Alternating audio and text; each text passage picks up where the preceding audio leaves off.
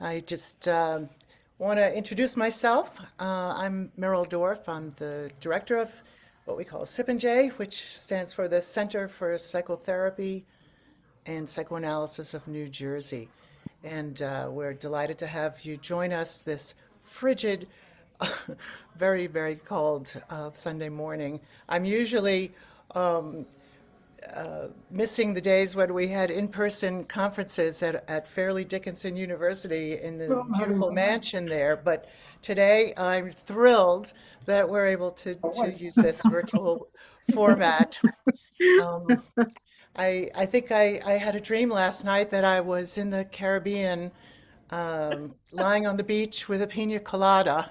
Um, I yeah, maybe we could call that a wish fulfillment. I don't know. Whatever. Um, but I love dreams, and I'm very excited. I think this is going to be a great conference. Freud, of course, called the dreams the royal road to the unconscious, and Eric Fromm, I think, quoted in his wonderful book, The Forgotten Language. Um, I think it was from the Talmud or something that dreams uninterpreted are like letters left unopened. And I think from the times of the Babylonians and the Indians, the Egyptians, Hebrews, Greeks, that uh, that ability to interpret the forgotten language has waned. But I think there's a resurgence now, and we're really delighted to have Dr. Mark Blechner join us to help us learn the language in contemporary ways. Um, so I'm just going to take a moment to address some business that I have to mention. We are going to handle questions and answers by using the raise hand function on the bottom. We will have a chat running, but it will not be monitored for questions. So try to use the hand raise and be sure to unmute your microphone when you want to ask a question. Evaluations will be sent to you via email later today, and certificates will be sent out within 2 weeks after receipt of your evaluation. We have to say that you have to be present. Your screen must be turned on from 9 a.m. to 12 p.m. to receive CE credits. I also do want to mention that the event will be recorded just for personal use. It will not be available to registrants and attendees afterwards. So I hope I haven't forgotten anything that I was supposed to say. And without further ado, I will turn it over to Dr. Tom Johnson to introduce our speaker. Tom? You have to unmute, Tom? Tom, you're muted. Tom, you're muted. Okay. Okay. Am I unmuted? Yes, now Okay. we can hear you. All right. All right. Um, so welcome everybody. So it's our great good fortune to welcome Dr. Mark Bleschner to Sip and J to present his thinking and clinical work with dreams.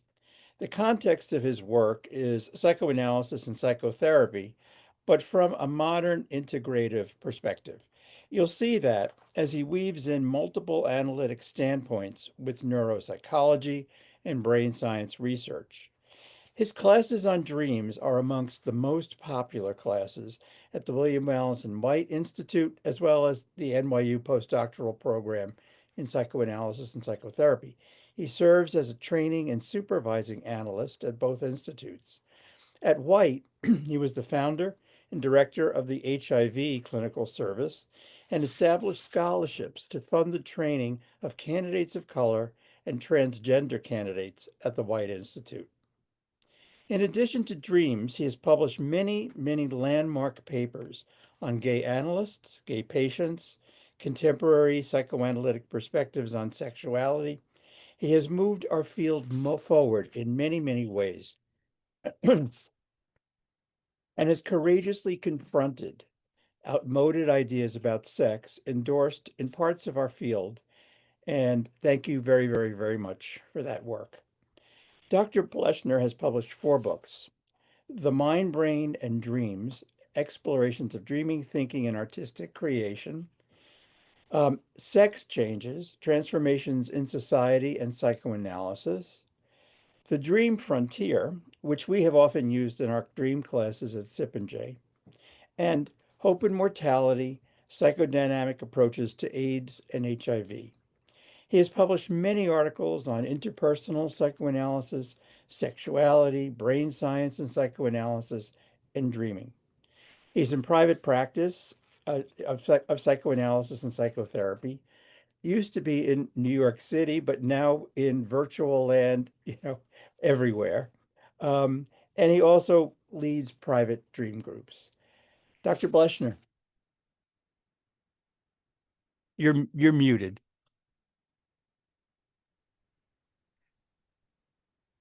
Okay, can you hear me? You can. Okay. Uh,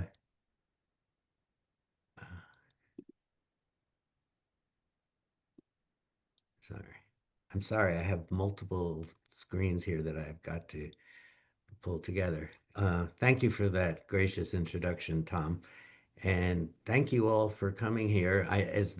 As you started to register, I saw many people that I have supervised or I know from all different kinds of venues. So I want to greet you all. Thank you for coming, and thank you to all the people I don't know who are here.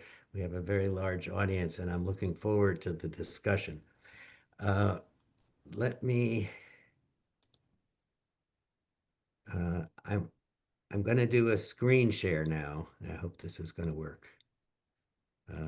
Here. Did this work? Mm. Do you all see the Yes. screen? Do you have the images on the left as well? That shouldn't be there. Yes, we do. Let me try just switching that quickly. There. Now do you see just the image without all the boxes? Okay. Uh, okay, let me move this down. Okay. Well, thank you all for being here. I want to talk to you today about dreams, and the title, Working with Dreams in Psychoanalysis and Psychotherapy, is I am going to talk about that, but I'm also going to talk about how to work with your own dreams, and also what dreams tell us about the mind brain and how we think. I think dreams are an enormous resource for any psychoanalyst doing treatment and for any person who wants to understand themselves better. I'm going to tell you today about new ideas about how dreams are formed and many new ways to work with them clinically with your patients and in your own self analysis.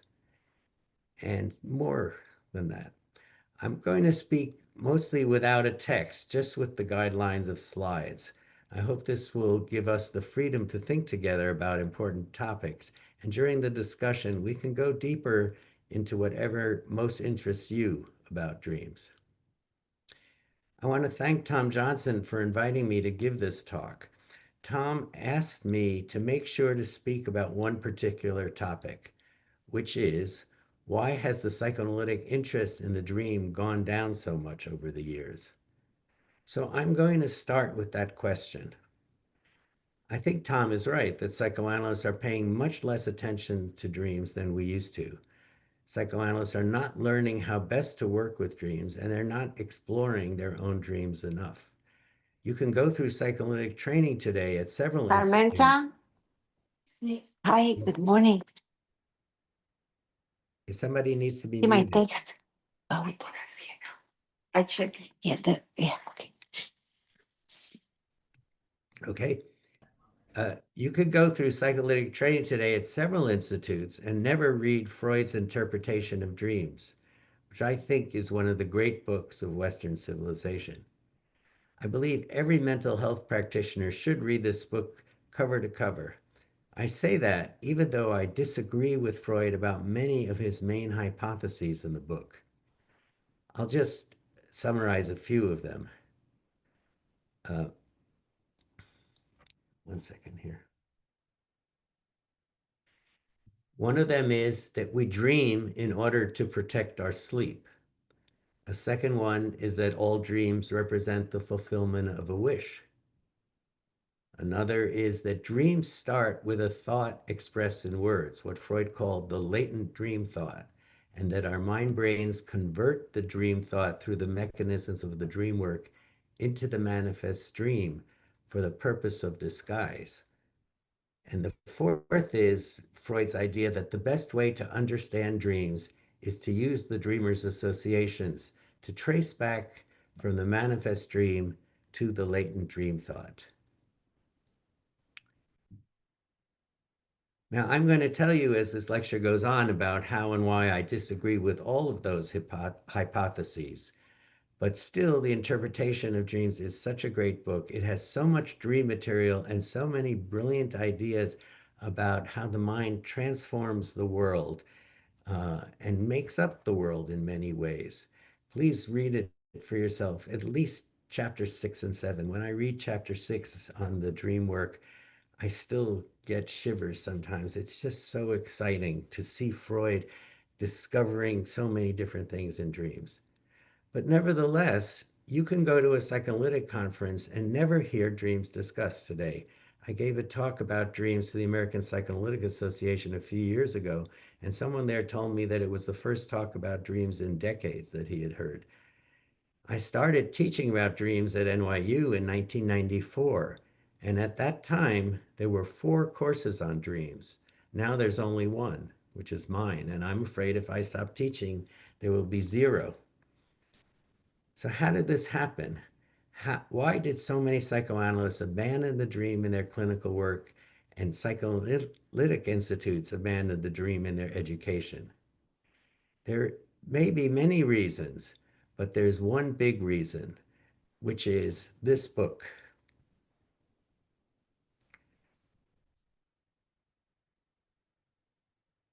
One second here.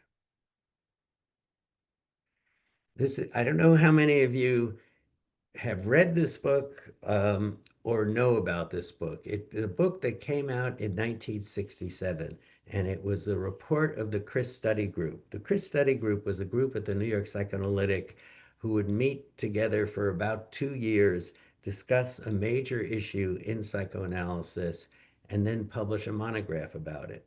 And so they did that. In this one, you can see there's the title, The Place of the Dream in Clinical Psychoanalysis.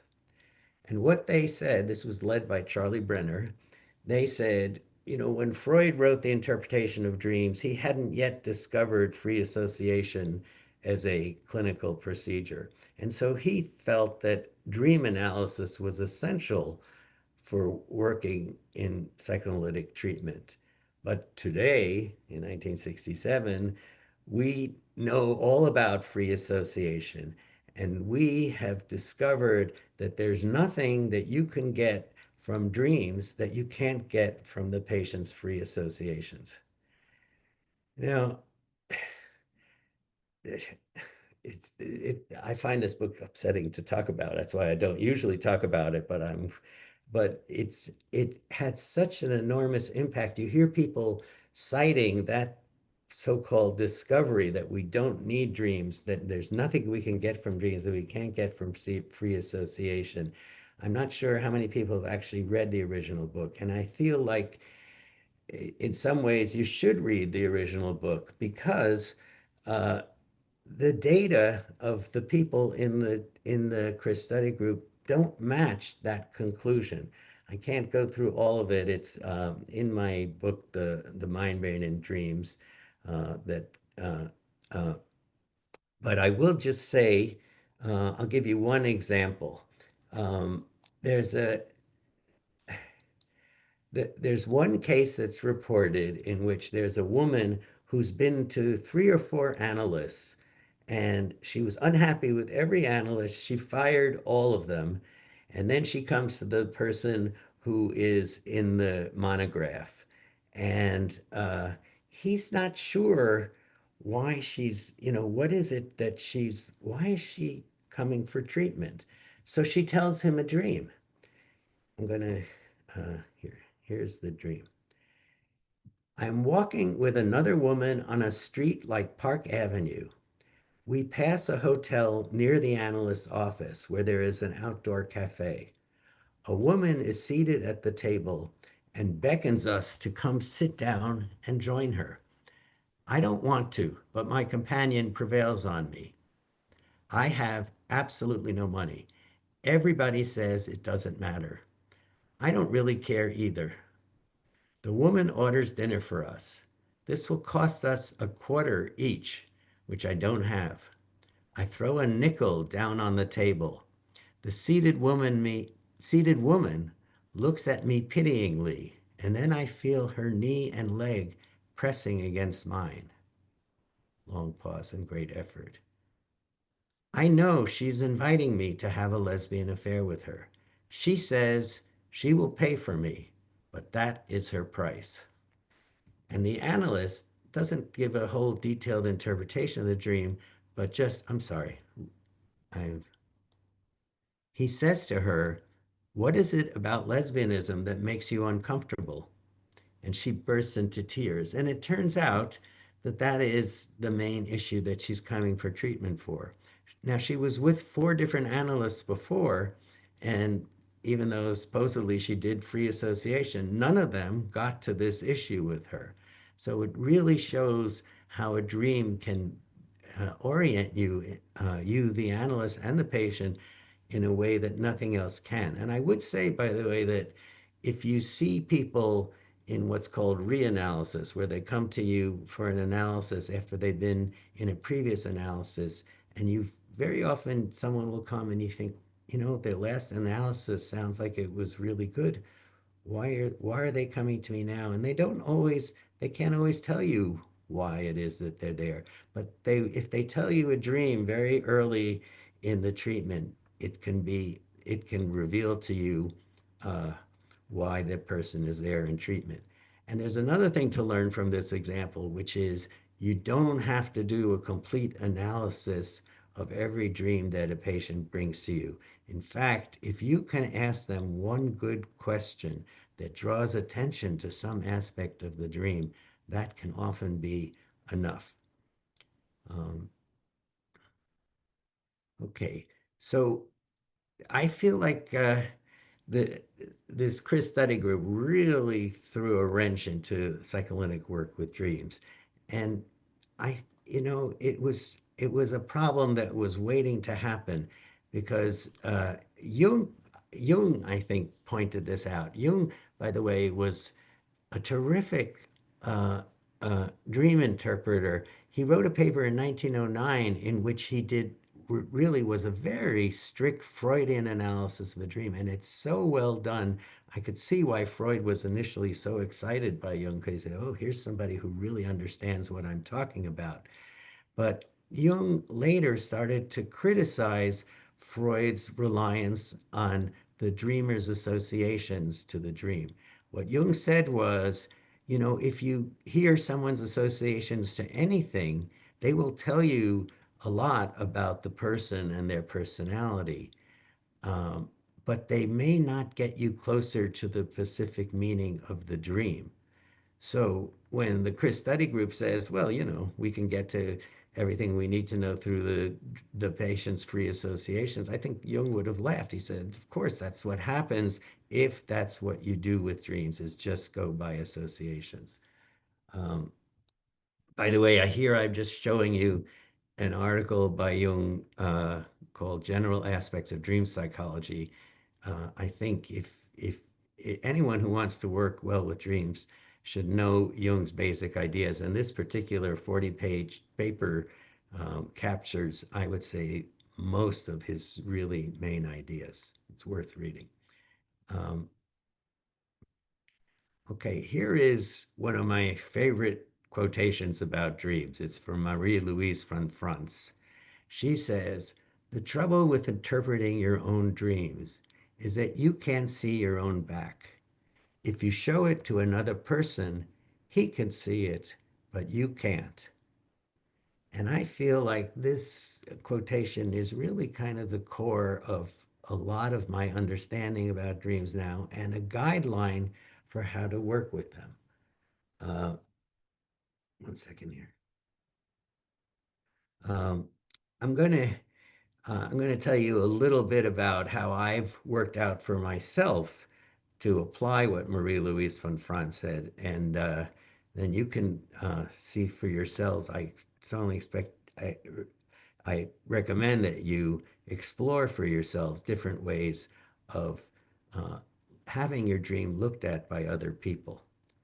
So, here's the book I wrote in 2001, The Dream Frontier. And in that book, I talked about onirophobia. I tend to make up words. It causes problems when I speak in other countries, but onirophobia is a word that oniro is the fear, and I mean, oniro is dreams, and phobia is a fear. I think all of us have onirophobia in varying degrees. And when I wrote my book, The Dream Frontier, I did an experiment. I took one of my own dreams and I sent it to a friend of mine who lived in California. And I said, here's a dream I just had. Could you write down all of your thoughts about my dream? And he did. He wrote 7 pages, single space, which he sent to me. Um, and I read them. And as I read it, I thought, oh, some of these ideas, oh, that sounds like this is a good insight into my dream. Some of them I thought, I don't know about that. It's probably more his projection than mine. And some of the things I thought, oh, this really has nothing to do with me. This is all about his psychology, which he's projecting onto me. Then I put it in a drawer and took it out a week later and read it again. And that time I thought, some of those things in the second category, maybe they really are true about me. And some of those things that I completely rejected, maybe they're about him and me also. And I did this week after week. And I strongly recommend to you to try this yourself because it's not only gives you insight into your dream, but it gives you a very vivid experience of resistance in yourself and the feeling and the process of wearing down that resistance and gradually accepting the aspects of the dream that may feel foreign to you or hard to deal with. Uh, and by the way, Jung said that in the dream, there are 2 approaches he had to a dream. One of them was the objective approach to the dream, in which everyone in the dream is who they are. Your mother is your mother, your husband is your husband, whoever they are. The stranger is a stranger. But Jung also said you then should also consider the subjective aspect of the dream, which is everyone in the dream is an aspect of the dreamer. And that sometimes is the very hardest thing for people to do. If you have a dream where somebody's chasing you with a hatchet trying to kill you and you feel terrified, Jung would say that not only are you the victim of somebody trying to murder you, but perhaps you are a murderer yourself. And a lot of people say, that's not me, that was this other guy. But it's part of dream work very often to absorb that aspect of the other characters of the dream into your understanding of the dream. Um, so I would say also that now I feel that maybe you should try to show your dream to as many people as possible. My hypothesis is that the ultimate optimal approach to understanding your dreams is to have several people look at your back. So how can we do that? Well, one of them is to have a dream group. Now, this is Montague Ullman, who I think is one of the greats in the history of working with dreams and has made such an enormous impact on me. I'll just tell you a little bit about him. In 1994, I was at a conference, the International Association for the Study of Dreaming, and there was an announcement that at 8 o'clock in the morning, they were going to do an Ullman Dream Group, which I had never heard about. So I went to it, and there were about 7 or 8 people, and someone in the group just had woken up with a dream. He told us the dream. And the Ullman Dream Group approach has 8 discrete stages. It's very methodical. It also makes the dreamer feel very safe. When we go through the 8 stages of dream interpretation, we always ask the dreamer before we go to the next stage, is it okay to go to the next stage? And if they want to, they can say no and stop it. And they're also, you're never forced to address anything. You're invited to, but you never have to. It's so interesting how the feeling that you have that safety and that option uh, makes it possible for you to move further into your dream than you ever thought possible.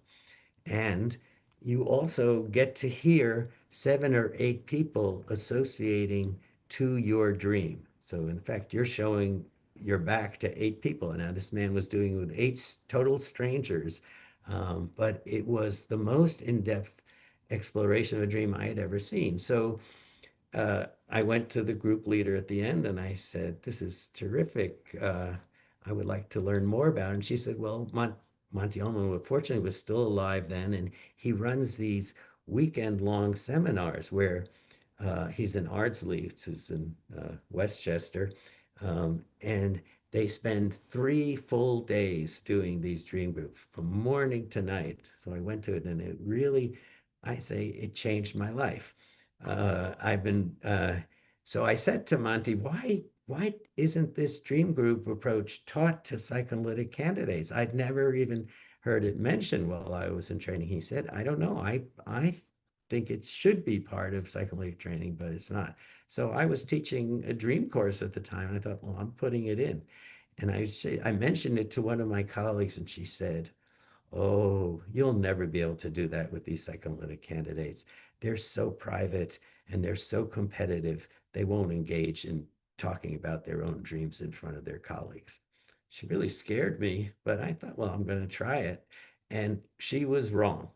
It was this, not only was she wrong that they wouldn't engage in it, but they loved working in this dream group approach. And actually, they started to not want to present patient dreams anymore. All of them wanted to present their own dreams.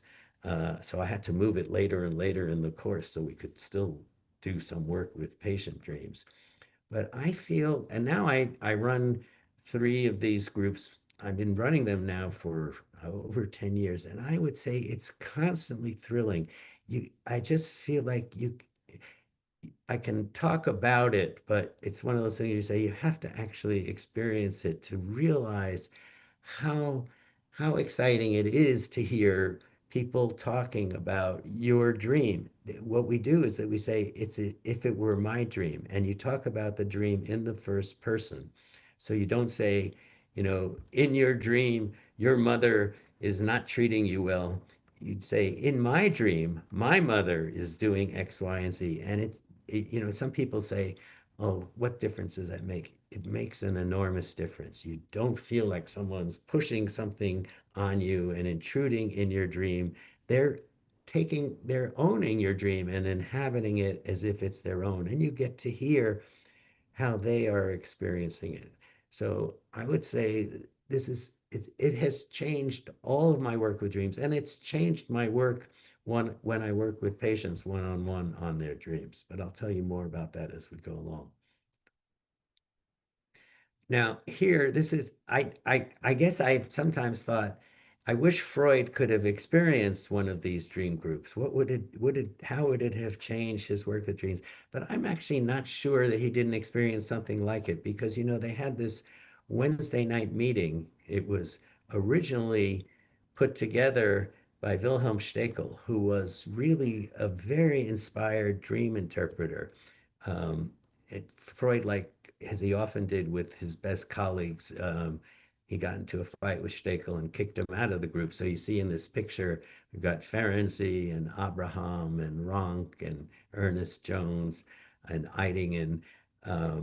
There is no Wilhelm Stekel in this picture, but they discussed their own dreams and their patients' dreams at this group. So I think it may have, to some degree, been liked that experience, except that I don't think it was a very safe environment. I think Freud was so authoritative and people didn't feel safe to just explore things as openly as they might. But it's something to consider that they did experience to some degree. Okay, now I'm going to just I'm going to talk about several sources of information about dreams that I'm going to talk about in today. One of them is, as I already mentioned, self-study of your own dreams. By the way, I would say you should write down your dreams, keep a dream log. I've been doing this since I was 15 years old. I've written down all of my dreams, and because I read Freud, I wrote down all of my associations in those days. And so it's a very exciting thing to have also because uh, sometimes you write a dream down and then 10 years later you go back to it and you say, oh my God, it seems so clear to me now. Why couldn't I understand back then what my dream was telling me? Anyway, also, I think it's important to study the dream in individual psychotherapy and psychoanalysis, and that's both for your own dreams in analysis and your own work as an analyst with your patients' dreams. Um, I would say dream groups, as I've already mentioned, I'm going to talk about that some more as we go along. Neurobiological findings about dreams. I think there are some that are very important, that are important for clinical work. I'm going to mention one of them later on as we go along. And then here's a new topic I've actually never spoken about in a public lecture, which is AI. I think AI, some of my colleagues say, I'm not doing anything with AI about my dreams, but some of you may already have had the experience that your patients say, well, I had this dream. Here's what AI said about it. And some clinicians are saying, this is a problem. I think we should welcome it.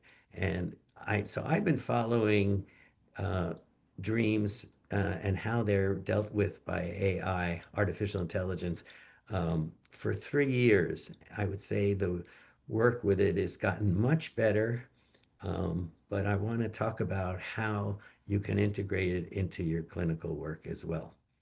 So here's my book from 2018, The Mind, Brain, and Dreams. And in that, I want to just say one other person who I think is very important for dreams. I'm not sure how many of you know about her. This is Erica Fromm. Some people get her mixed up with Eric Fromm and think she's his relative. Actually, her husband was Paul Fromm, who was Eric Fromm's first cousin. But Erica Fromm was trained in Germany um, by the founder of Gestalt psychology. And so she had an approach to dreams that was very scientific. She had an approach to everything that was very scientific. And when she taught a course in dream interpretation, she felt every dream interpretation has to account for every detail of the dream. If it leaves out any details, it's not right. And she would give us a dream sample, and we'd have to take it home and write a paper analyzing the dream. And then she'd give it back to you and say, this is wrong. You missed this. And then you get a grade, B plus or A minus, depending on how well you did.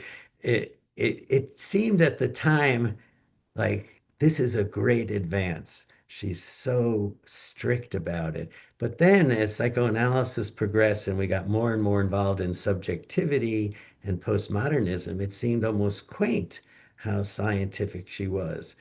But now I'm coming around to her approach again. I'll talk a little more about that.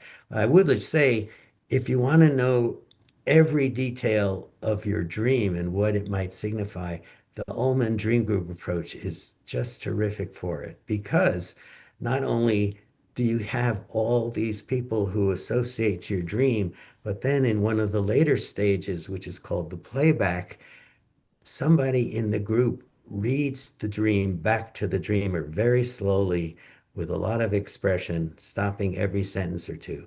And the dreamer gets to respond to their dream after hearing someone else reading it. I don't know how many of you have had the experience of having someone read you your own dream, but it's an eye opener, I'll say. And when we do the playback, if any of us notice, oh, there's some detail of the dream that nothing has been said about yet, we can just point to it and say to the dreamer, is there anything you want to say about that? He or she doesn't have to, but they do. It sort of allows you to do what Erica was saying we should do, which is examine every detail of the dream. So, okay, I want to talk about uh, those four hypotheses that Freud has in the interpretation of dreams.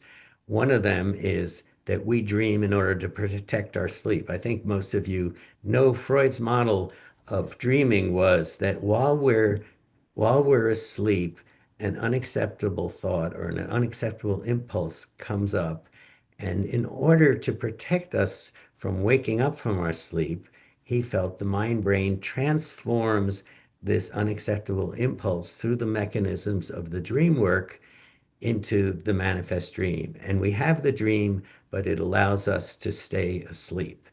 So that was his idea. We dream in order to protect our sleep. And that's one of the basic thoughts about dreams in psychoanalysis that I think is wrong, and that was really changed by neurobiological studies. One study in particular that I think everybody who's a practicing analyst should know about.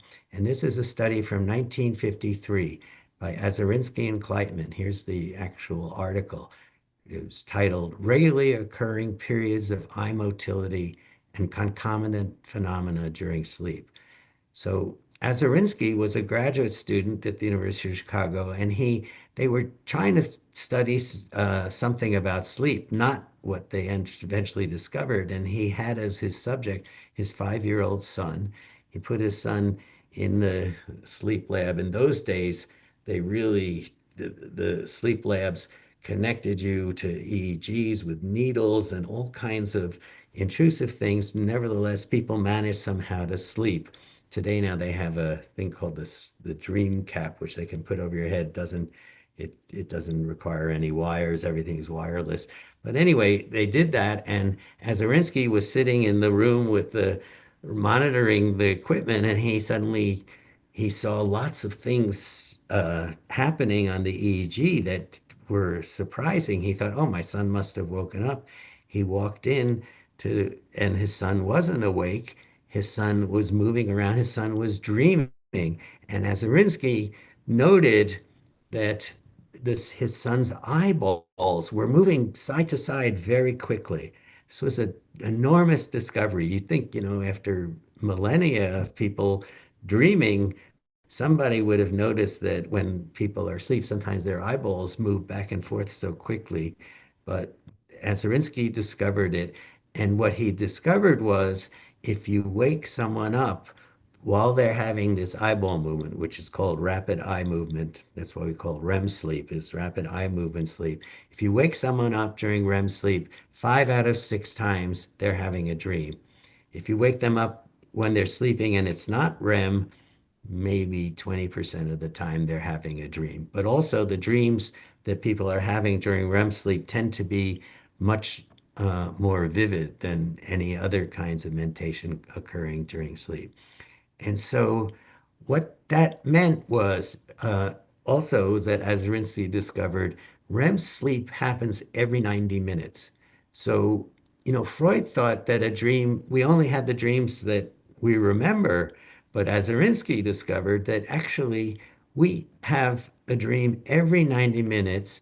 And so if a patient tells you, I don't dream, you can say, that's not true. Everybody, you dream every 90 minutes. You may not be remembering your dreams, and maybe there's some ways we can help you remember them better. Um, but it changed the whole idea that dreams protect sleep got flipped on its head. And now we actually think that sleep is that dreams are important for our psychological functioning, that sleep allows us to dream. We dream very regularly and we need it for our psychological well-being. So that's a very important discovery. This is just a graph of the sleep stages while you're asleep. You can see all these red lines. This time is going in the horizontal direction. The red lines are REM. Now, one of the things you'll notice is that the REM periods get longer and longer as the night goes on. And that's one of the reasons that people most often remember dreams from early in the morning, because the REM period is longer, and also they're not going into the very deep stages of sleep. So they are more likely to wake up from the dream and remember it. Okay, now I'm going to talk about another fundamental idea about dreams, and this is the rebus. And Meryl is smiling. I'm going to tell you a little anecdote about Meryl and I about the rebus from yesterday. But first, I'm going to just explain what the rebus is. Freud, when he was in Vienna, eh, eh, at the end of the 19th century, there was a newspaper, I think it was called Fliegende Blätter, and the newspaper had, every day it had a puzzle in it, which was a rebus. The puzzle was a series of 5 or 6 pictures. And the task of the puzzle solver was to look at those 5 or 6 pictures, take each picture, transform the picture into a word, and then you'd have, instead of a series of 5 or 6 pictures, you'd have 5 or 6 words which formed a complete sentence. And so you had to basically ignore the content of the picture, transform it into a word or its homonym. By the way, you could do uh, either the word or its homonym, and you'd throw away the content of the pictures, you'd have the sentence, and that was the solution. So Freud, in the very first page of the chapter 6 on the dream work, Freud says dreams are like a rebus. And we have to, when we hear a dream, hear the images in the dream, transform those images into a word, disregard the content of the actual pictures, but when you do that transformation, the sentences that you come out of the dream with are what he called the latent dream thought. So that's what he felt was fundamental to dreams. Now I'm going to say something about it because let me just give you a couple of rebus examples if you aren't already familiar with them. Uh, Okay, here's a rebus. Now, normally I would ask you all to tell me what you see in the pictures. You can look at these 5 pictures and think what word corresponds to those 5 pictures. But I'll say it for you. So the first one is a pile of logs. What's another word for a pile of logs? Well, there are many possibilities, but one of them is wood. So you could say the transformation of that image is from this picture to wood. The second picture is a baby sheep. What's another word for a baby sheep? A ewe. So wood ewe. Then we have a bumblebee. What's another word for a bumblebee? A bee. Would you be? I think you can see where this is going probably. This is a mine. It's a coal mine. So the word mine is close to the word my. Would you be my? And then we have a heart, or looks like a box of chocolates with a red ribbon, which is a Valentine. So this is a rebus. The solution is, would you be my Valentine? Now, Freud would say, now, in the kinds of rebuses that he did that were puzzles, these particular images by themselves don't really tell you much about the final meaning of Valentine, except for maybe the last image. That's what he said was basic to dream interpretation. I'll give you one more rebus that's a little bit different. You can see there's a picture on the top. What is that? Looks like a music stand. So you could say that's a stand. What do you see on the bottom? An eyeball. What would you say that? You could say it's an eye. But the rebuses also ask you to pay attention to the spatial connection of the images. So this is a stand over an eyeball, or is the solution is I understand. Uh, that's the rebus for I understand. And Freud said again, that I understand. Uh, we don't need to know about the images about the music stand or the eyeball. We throw that away, and we've got the the answer. Now, patients love rebus interpretation of the dream. I think they feel they're so clever. They feel like a very witty joke, and people are sort of astonished. I created that witty joke in my dream. That's so wonderful. And so a lot of analysts also love rebus interpretation because they feel so clever if they solve it. But I would say uh, it's unfortunately, it makes you feel like, oh, I've solved the dream. And I think it's not what Freud said about not going back to the original images is incorrect. But I'm going to talk about some examples to explain that to you. So I'm going to tell you one of the most, sorry, 1 minute here.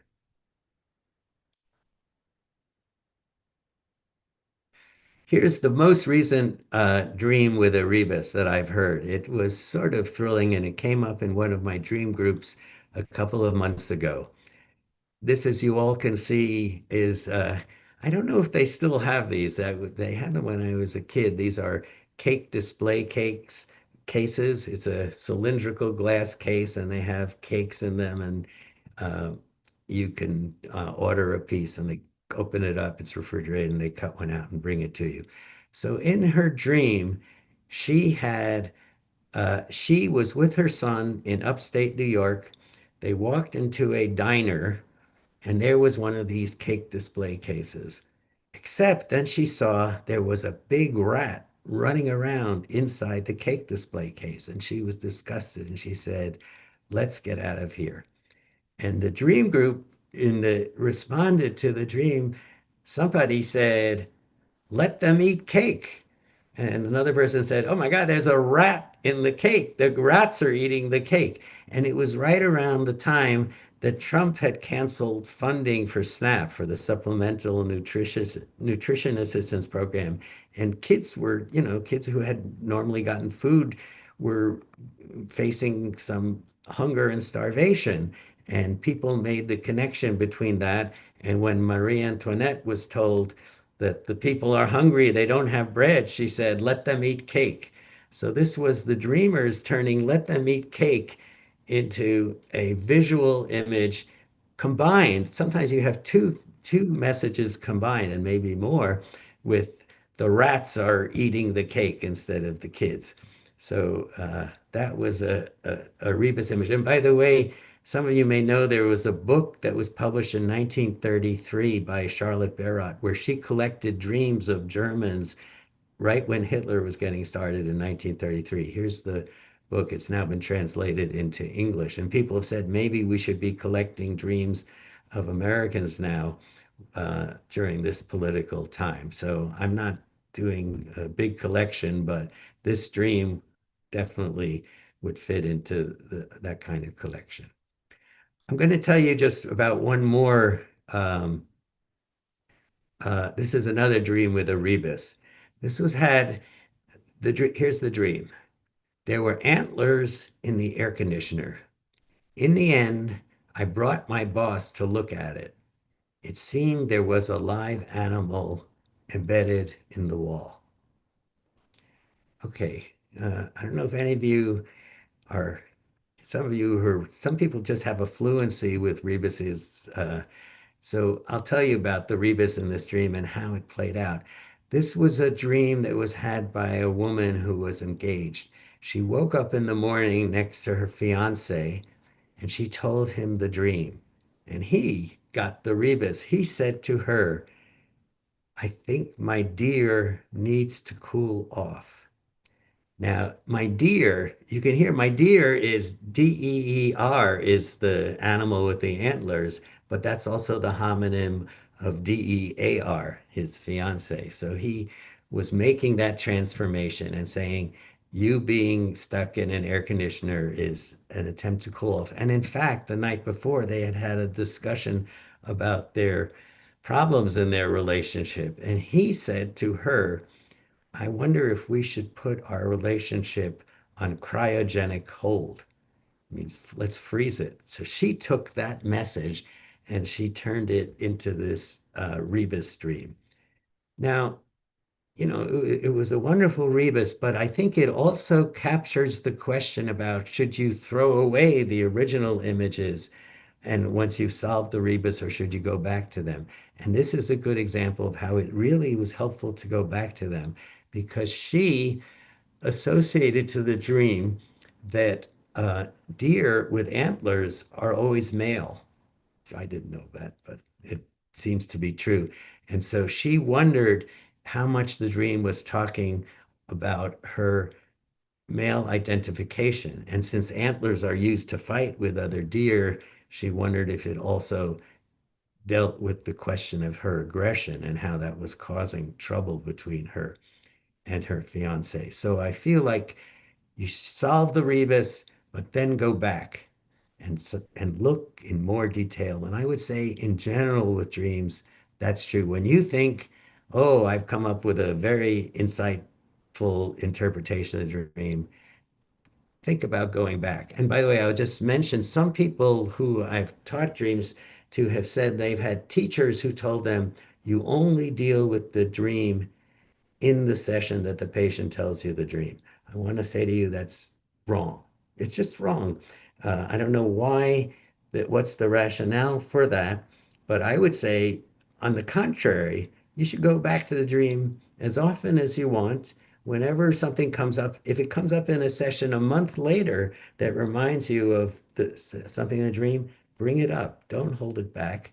I had one patient, we worked on a dream for 9 years in an analysis. At the very end of the treatment, he said to me, "You know, that dream we've been working on." No, he didn't say that. He just said to me, "When we first started working together, I kept notes about every session we had. Would you like to read those notes?"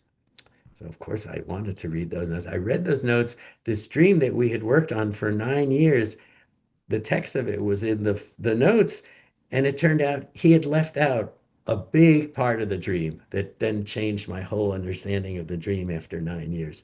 So I would say dreams, you work on them as gradually as you need to. Okay. Uh, oh, So I just want to tell you about Merrill.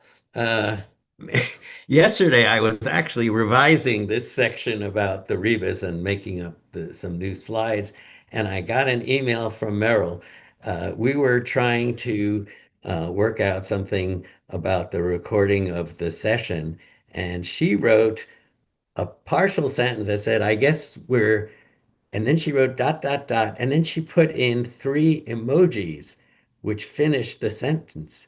It was a rebus. It was extraordinary to me, and it made me realize that maybe, people's use of emojis is a kind of insight into the dream work. And people it's sort of doing what Freud said happens when we dream. We're taking our verbal thoughts and converting them into pictures. And then the person who receives the message has to take those pictures and convert them back into a verbal thought. So I'm not sure how this is going to play out. I don't know if anyone is doing any empirical studies of this kind of thinking in pictures that a lot of people are doing with emojis, and how it's affecting our understanding of dreams.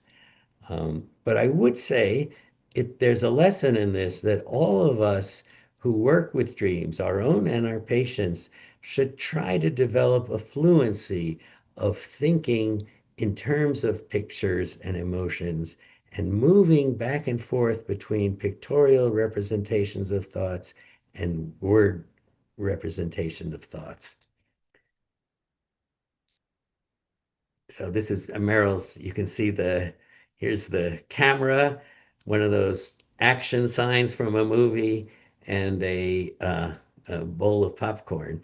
And it's basically saying, we're going ahead with the video, we're ready to go, and it's going to be a joy to do it. We get to eat popcorn. That's my interpretation. Merrill, you can tell us if you have a different one. Everyone in the group could tell us what their view of it is. Okay. Um, I want to just read you one quick quotation. How are we doing? Oh my God, it's 5 to 10. Oops, Oh, it's time to interrupt you. oh Sorry, no, I was so engrossed. I'm so sorry. Oh my gosh, I have so much more to tell you. I just want to say just a little bit. Um, oh gosh, I'm not, I have to skip over dream symbols, which is so much to say. But I wanted to say, how do you work with dreams?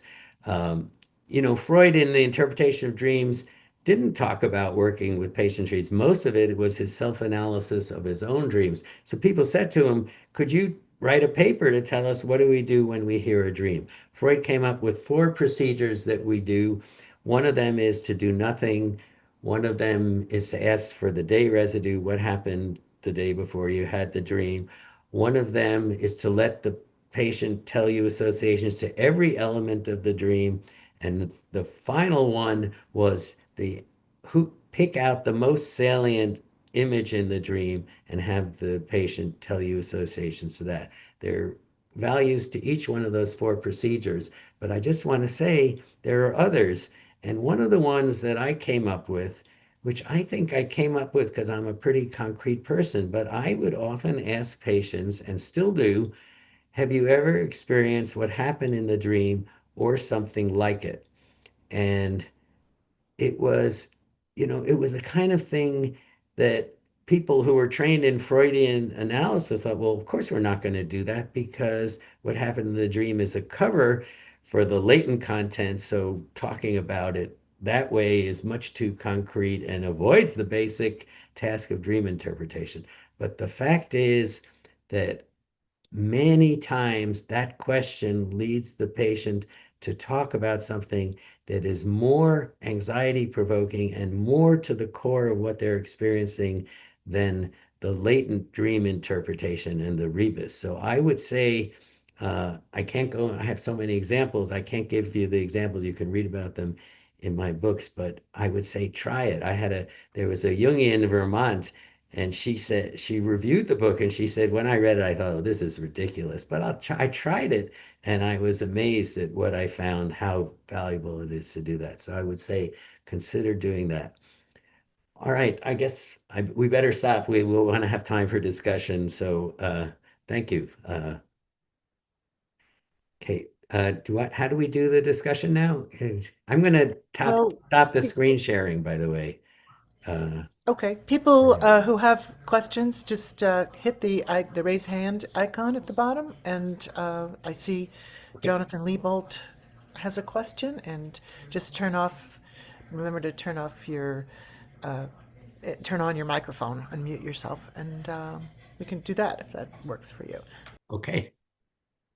First, I want to say what a delightful presentation this is, and I don't often use the word delightful for presentations. I Thank you. also want to thank you for your incredible work on destigmatizing homosexuality. As a gay analyst, I want to thank you for that. Thank you. I was shocked to learn what you taught us about the Chris group. And then I thought, well, these are puristic ego psychologists. And I think one of the gifts of relational analysis is bringing object relations back. But my question is, I get nightmares sometimes about people attacking me. And you said that one of the functions of dreams, I don't think you used Freud's language, but something like it's the fulfillment of a wish. And I'm very curious, if I'm attacked by somebody in a dream and I find it terrifying, what wish or desire would that be fulfilling?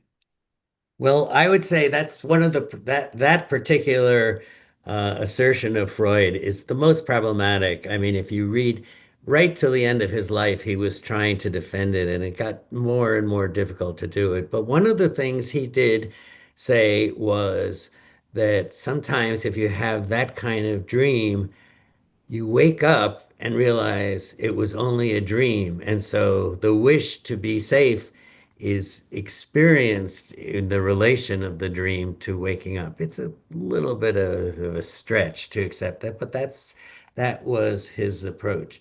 I'm going to just use your question, if you don't mind, to just say about ego psychology and the relational approach. I would say, first of all, it is true they were mostly ego psychologists, but some of them did very good work and some of them did terrible work. And as far as the relational approach to dreams, I didn't get to talk about this, But in 1995, I wrote a paper called The Patient Dreams and the Countertransference, which actually got incorporated into the Dream Frontier. But in it, I said that sometimes the dream is not only about the patient, but dreams that people have in analysis can sometimes be about the analyst, or at least how the patient perceives the analyst. And if you look at the dream from that perspective, you can use the dream as supervision. And uh, it, it it was a very popular paper at the time, and it became people started talking about it as that's the relational approach to dreams.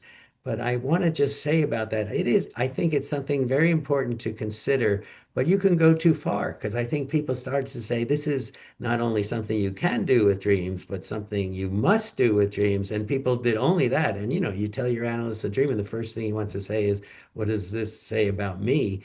It's a little bit, it could be problematic. So I would say it's a useful thing to do, but don't forget about all the other things that you can talk about.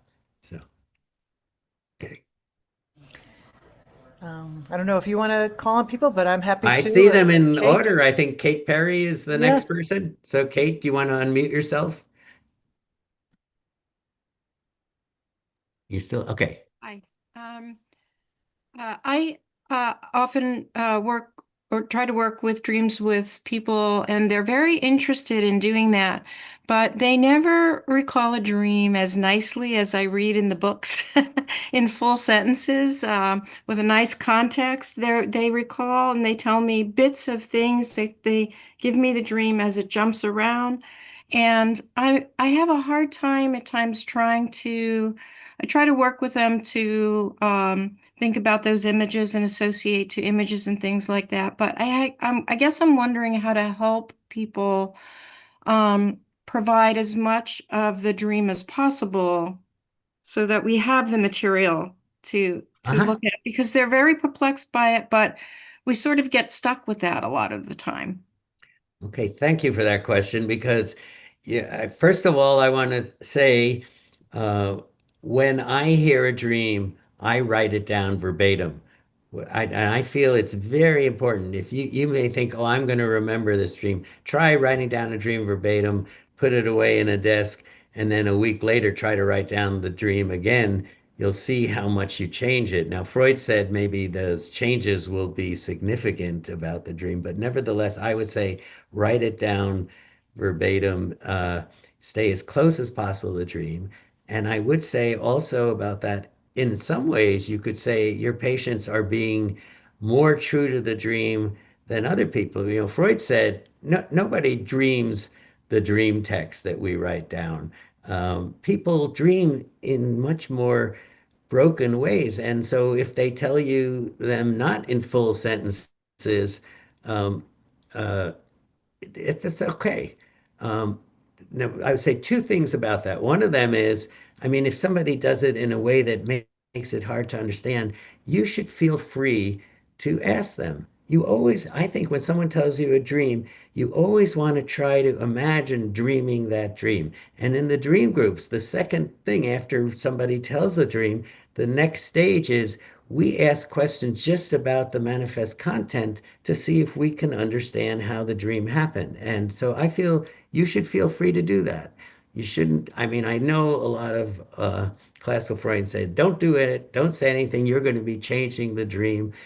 But Freud had the idea of secondary elaboration. Freud said, when we tell a dream, we've already transformed it. Nobody dreams the dream text. And so maybe some people are more articulate in making it sound like a regular narrative, but actually, Freud said in some ways that could be distorting of the dream. He changed his mind back and forth in the interpretive dreams several times about whether secondary elaboration was part of the dream work or was a distortion of the dream. But I feel you should experiment with that. See what happens if you try to have them clarify it. But be careful not to try to make it sound more rational than the dream was actually dreamt. Thank you. Okay, Johanna Rosenfield.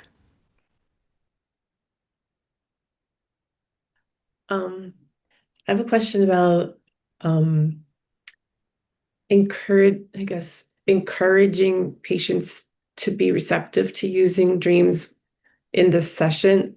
So I find, since I've been taking a class about dreams and we're reading a lot of your material too, I'm like excited, I want to hear more dreams. And I realize that most of my patients don't bring the dreams in. And I thought, well, maybe it's partly like what you were talking about earlier. People don't realize how important they are, so they're not bringing them in. Like maybe I need to educate them a little bit. So I've been doing that. But I feel a little bad because it feels like a manipulation. Because I'm like, could you please give me a dream? No, but I like encourage, and I just let them know, if it comes up and if you're comfortable, you can bring it in. So I've been finding, for example, I have a patient, she remembers her dreams a lot, but she doesn't bring them, she doesn't initiate them unless I find a moment where it feels like the right thing to do, and I'll be like, hey, do you have a dream you want to bring in today? And then she's like, oh yeah, I had this dream, this she had like 40 dreams. And I'm like, what? But she doesn't volunteer them. So like I have several patients like that they do remember their dreams if I ask. But if I don't ask, I'm never going to hear about it. So I was kind of wondering about that because I don't like to uh put like I do like to push, but Right. how much should I push and how much I should not push? So that's what my question Okay. was.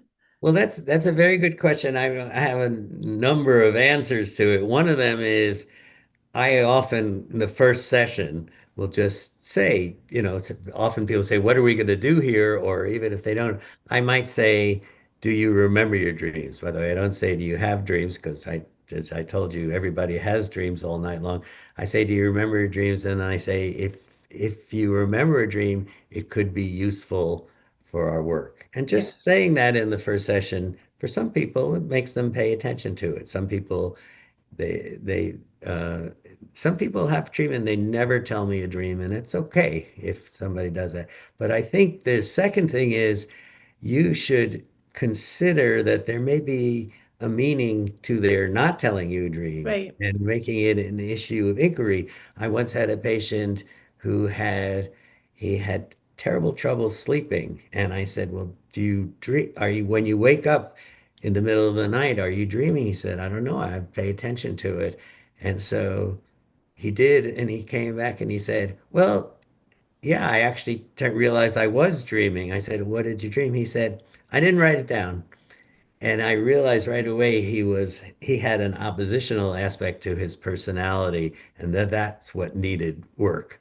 So Mhm. I think you can make the actual telling or not telling of dreams as one of the issues that will help you understand the person's Yeah. personality I issue. find like when I do just inquire, like sometimes the session feels like the patient's like, I don't have that much to say today. Like there's not really much going on, and then I'll just ask.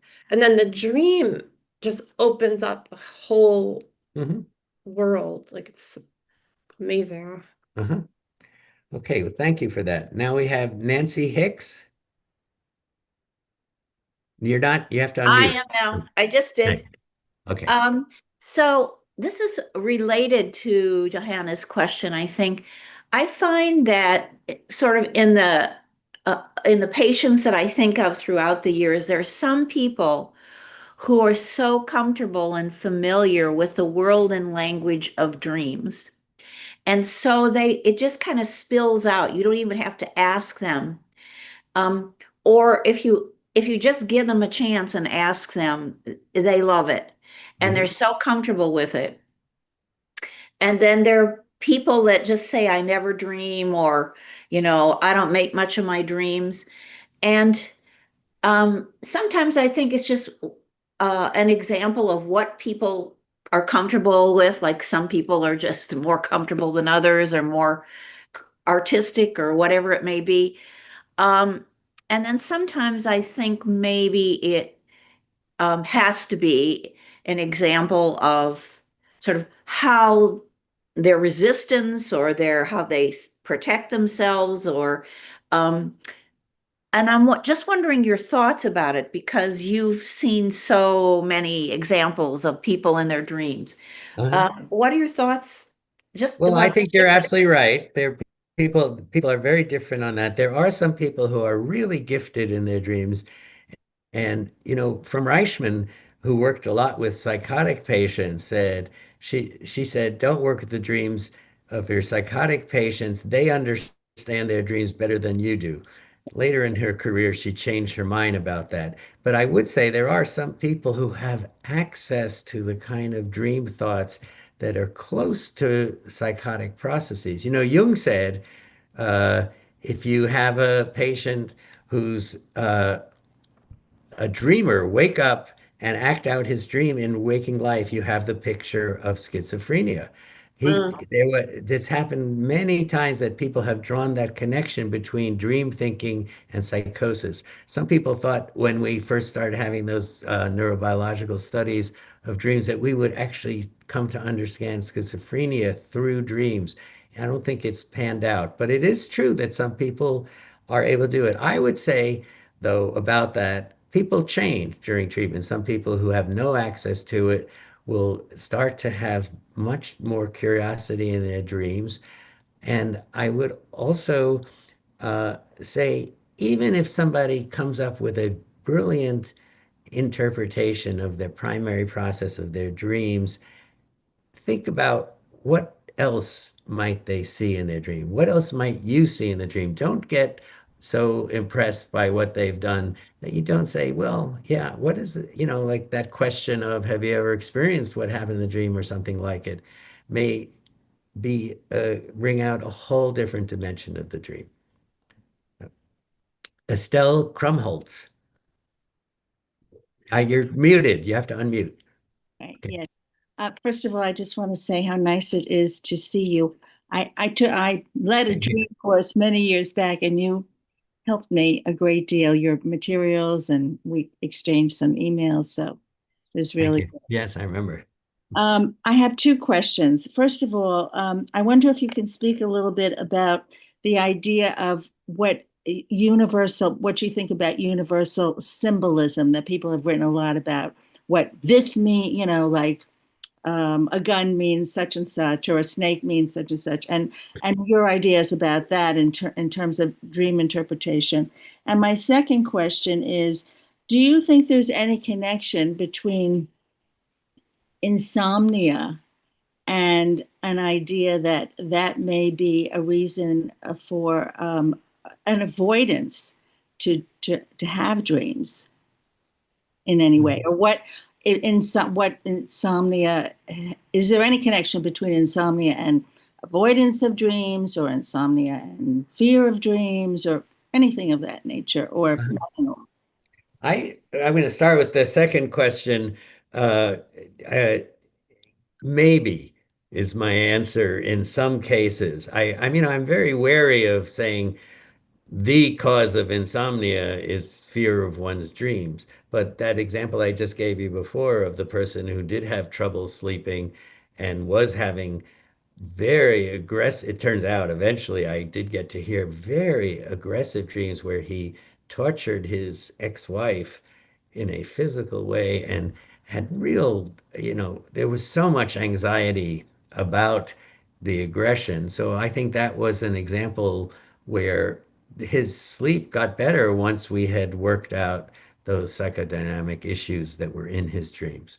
But I think you have to go on a case by case basis. I wouldn't assume necessarily all insomnia can have many different causes. The first question you asked, I'm glad you asked it because I had a big section on symbolism in the talk I prepared, but I didn't get to talk about any of it. So I want to just say a brief version of it. One of them is, what is there a basis to symbolism interpretation? Especially Freud took the viewpoint, if you read chapter 6, section E, which was all about symbolism, he took the viewpoint that early in our lives, uh, we experienced other people around us through their bodies. And we felt it. We would feel our mother's breath. We could feel things. And so he thought that a very important source of symbols was the resemblance of the symbol to body parts. That's how we got the idea that long tubular things are a penis, or that apples could be breasts, or that a pocketbook could be a vagina. There was a scientific foundation to that point of view. And by the way, AI is uninterested in Freudian bodily symbols. It's one thing I can promise you, they just, AI will not have it. And I had an example of it. One of my supervisees had a patient who brought in a dream in which there were two snakes. And by the way, this is a good example of when somebody tells you a dream, asks more detail, because he thought the snakes were like normal, what he thought was snakes, and it turned out the snakes were boa constrictors. They were two giant boa constrictors of different colors. One was brown and one was a mixed brown pattern, and it had to do partly with sexual experience with an African American man, but nevertheless, I said, "Oh, that's fascinating. Let's give this dream to ChatGPT."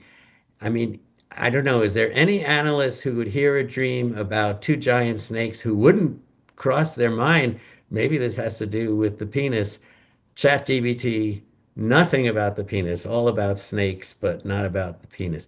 And I just want to say one other thing about symbols is that Jung said, okay, let's say you hear a dream with a snake and you think that snake symbolized the penis.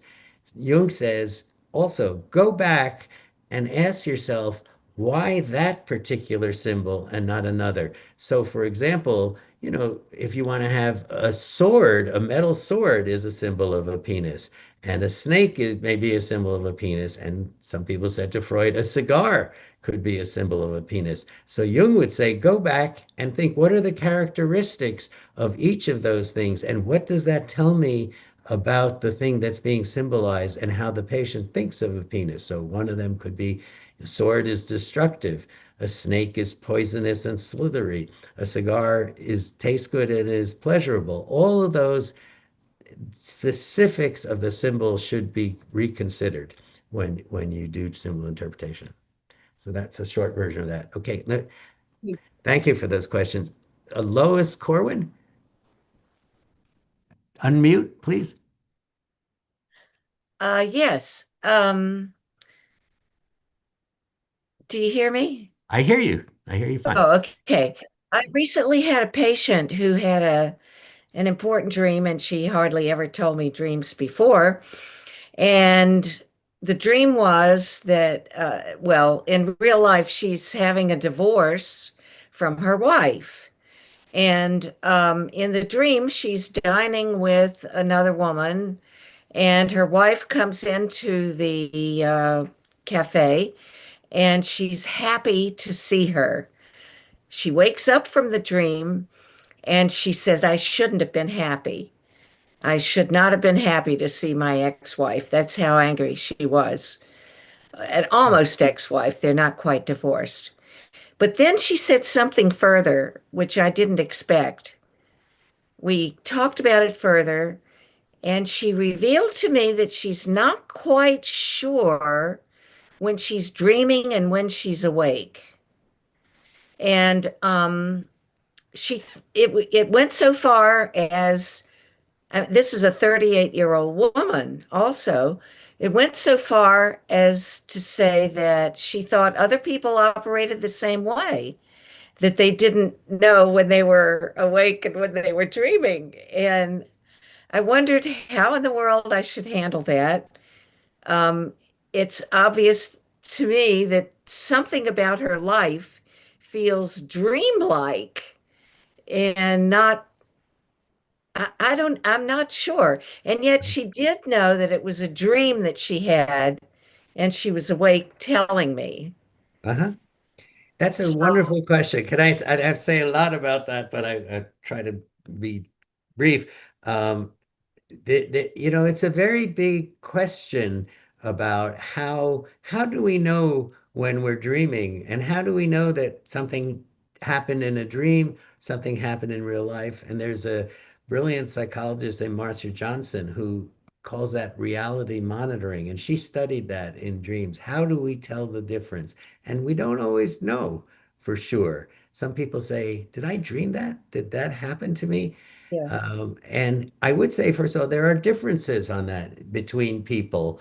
And most people think that the way they experience it is how everybody experiences it. And so just recently, I was at dinner with an old friend of mine who mentioned that when he's having a dream, he sometimes realizes he's having a dream. And he can actually, if he doesn't like the way it's going, he can change the way it goes. He had never mentioned to me, he had never mentioned it because he thought that must be true for everybody. That's what's called lucid dreaming. Not everybody can do it. In fact, most people can't do it. So I feel like that's an important question to address with the person, but it also then it does raise a question about how much is this uh, a uh, a loss of reality testing? Is this a kind of, and I think you'd have to do a very careful inquiry to see how much this is something that maybe happens and makes her lose track of reality in different times. I just want to say one other thing about her dream about the ex-wife, and that she was happy to see her, even though she feels like she doesn't want to feel that. That's one of the things that Jung talked about. Jung said that dreams often are compensation for our conscious attitude. So the the dream in a way is saying, I really hate my ex-wife, I'm so mad at her, but the dream is telling her, but actually I miss her, I like her. And Jung would say, when you interpret the dream, you have to make sure you don't say, what you think you feel in daytime is an illusion, and the dream tells you what you really feel. Jung says what you should do is say you feel hatred for her and you feel the other thing, and the dream will bring them more into balance. Okay. Mark, I just want to make sure you're aware of the time. I'm getting some Oh, comments in the chat that they're hoping that they can also hear the whole, they love the questions in this, but they also want to hear your prepared uh, talk as well. I see. Well, we have a time limitation. I'm sorry about that. I teach a 15-week dream You're course. welcome to stay longer if you I want, but I don't know can if others do. No, but I want to say these questions are good because they are actually touching on some of the parts that I didn't talk about. I would have, if I had given it as a lecture part, I would have shown you pictures of the snake and the cigar and the sword, but I think we got the message across. So I'm okay. I guess it's just a question. Can we go on for 5 more minutes of questions? I am actually also Whatever you want to do, losing. I just want you to be aware of the time. Okay, I just want to tell everyone though, I'm using these questions partly to jump back into some things that I didn't get to talk about. So I don't think we're missing anything. So let me just ask Ashley Kay. You Hi, how are you? Thank you so much. I'll be brief. I want to kind of further what Estelle was asking about, and maybe it's a more Jungian thing. So many people have common thematic dreams, and I don't mean the woo-woo, new agey stuff, but somebody being chased, or a tidal wave, or breathing underwater. Like there's people who have these sort of, is there like some idea of a collective sort of scaffolding of a collective type of archetypical, structures for certain dreams that could lead one somewhere? And I've never read, looked for papers on it and I can't find it. Well, the best one, the first one was, as Would far as I know, is Freud's Freud. chapter on typical I dreams. He has a whole thing where he says okay. certain dreams have certain meanings. So people debate it, but he says, for example, climbing a staircase or doing any other rhythmic activity is symbolic of sexual intercourse.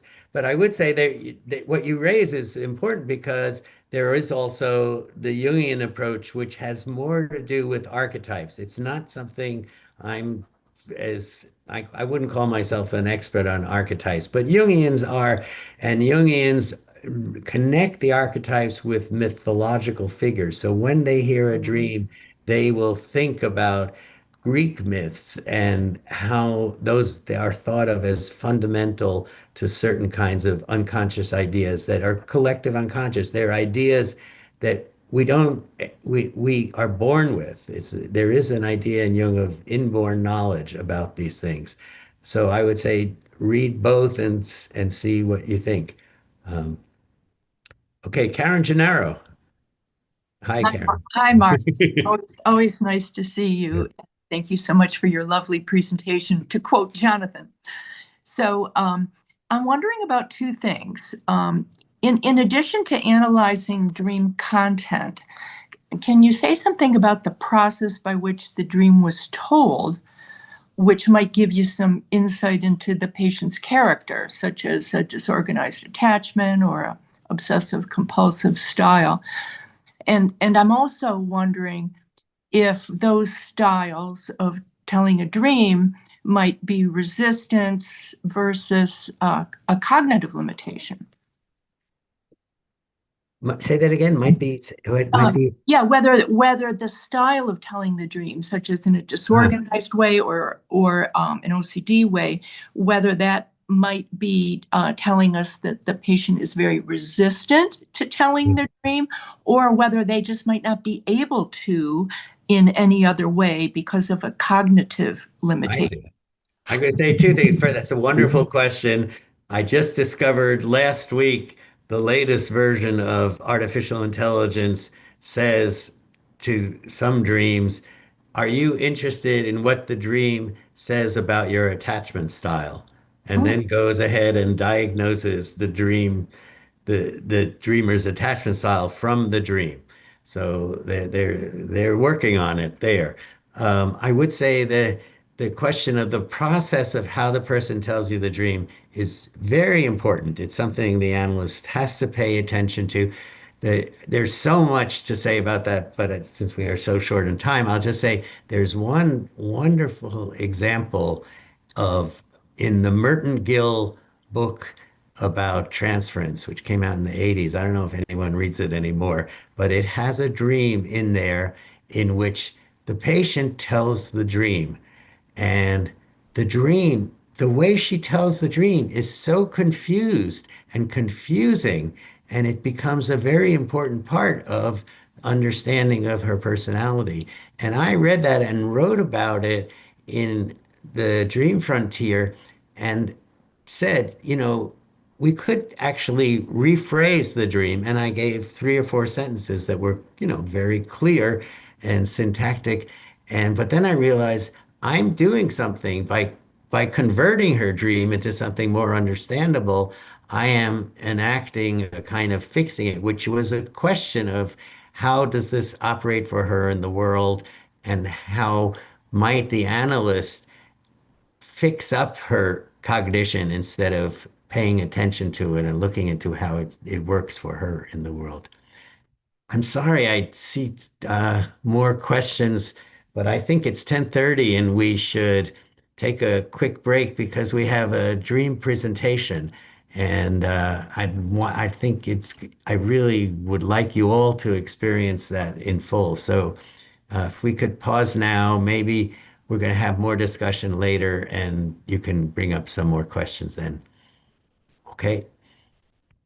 Um, So, hi, Leanne. It's nice to see you.